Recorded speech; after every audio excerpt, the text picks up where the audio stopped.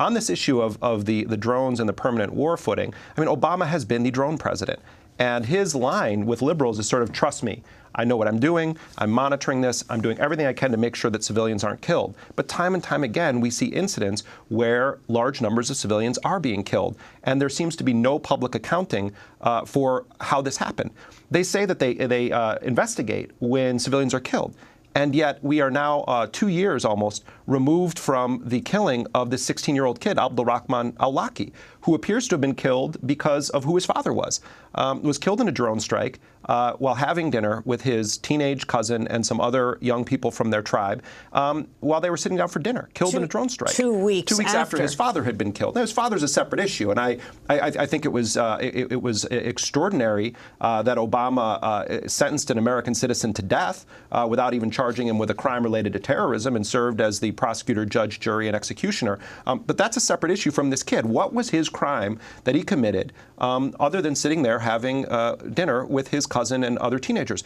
The White House told me that when that they review all cases when civilians are killed. Where is that review? I've asked for it, and the White House said they won't confirm or deny that there has been a review of that case. So there are a lot of unanswered questions here. And on the NSA issue, I mean, the panel that was empowered to investigate this was a setup from the beginning. It was largely made up of intelligence industry people, part of the intelligence or spying industrial complex, and the end results of it are going to be largely a whitewashing of these operations. And the Republicans want Obama to go further than the NSA is already going. So the parameters of the debate in Washington are: should we figure out a way to streamline this and sell it to the American people, or should we do more surveillance, which is what a lot of the Republicans want?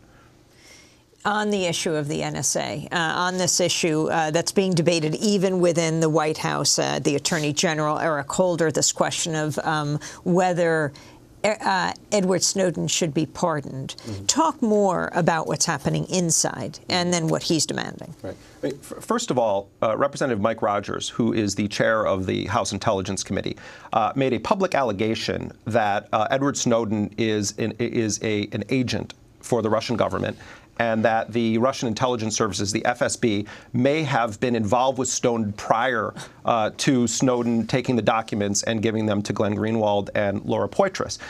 My understanding, and of course I work with Glenn and Laura, is that Edward Snowden did not take a single document with him to Moscow, and that he is not cooperating at all with any aspects of the Russian intelligence apparatus.